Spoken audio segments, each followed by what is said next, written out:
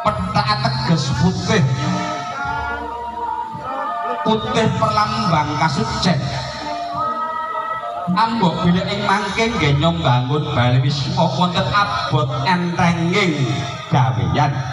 Wonten pait getiring lelakon. Kanthi usilan besan anganti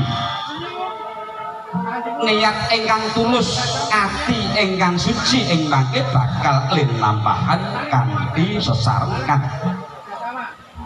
ewon dene sinanding dening rapat dan utawi lelawuhan mugia sang pinahargya tansah sinanding dening karahayon sinanding dening rejeki sinanding dening kamulyan kabagyan twin katentreman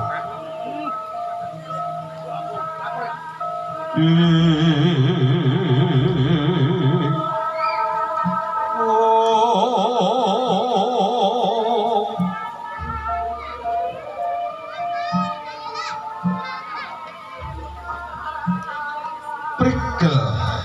baut wasis trengginas sang juru pratitis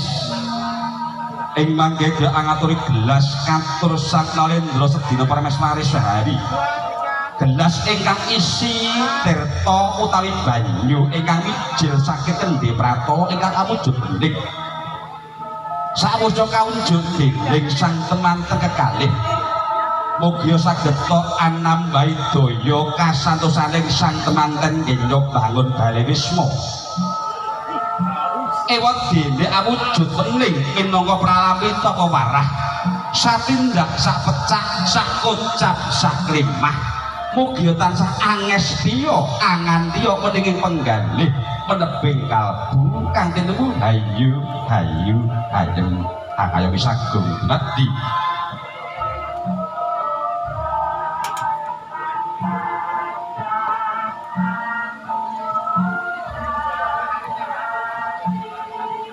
lah niki Pak Suwandi ngapunten nek cara sragen nyuwek bekakak ki ora aneh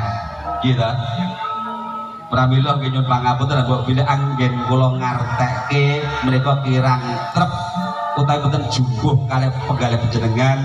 kawula saking nyupuri budaya nyuwun pangapunten nyuwek bekakak disuwek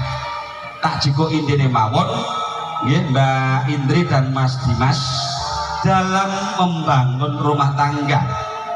mesti wonten masalah timbule saka sithik saka cilik nggih Pak Suwanti nggih ben masalah ki ora gede carane ndang disuwek namung pesen kula nyuwun pangapunten nggih Mbak Indri dan Mas Dimas dalam membangun rumah tangga tolong rasa egois masing-masing dibuang yang jauh-jauh nggih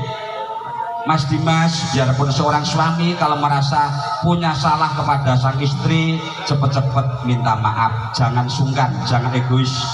begitu juga Mbak Indri kalau punya salah cepat-cepat minta maaf kepada sang suami itulah yang dinamakan nyuwek masalah yang terfilosofi dalam nyuwek wujuding bekakak kirang langkungipun saking nyupuri budaya mekaten anggenipun merdekaken cekak aos nggih 1 2 3 tarik 1 2 3 tunjukin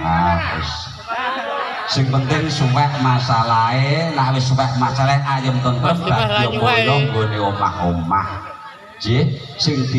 sing di oyak mung sakinah mawaddah insyaallah bakal tercapai aja kaya Pak Andut Bagong omah-omah gur padu wae dongamu ki mbiyen piye pas dadi nganten iki aku ora ya kalau mongso ki ya padu omah-omah jeneng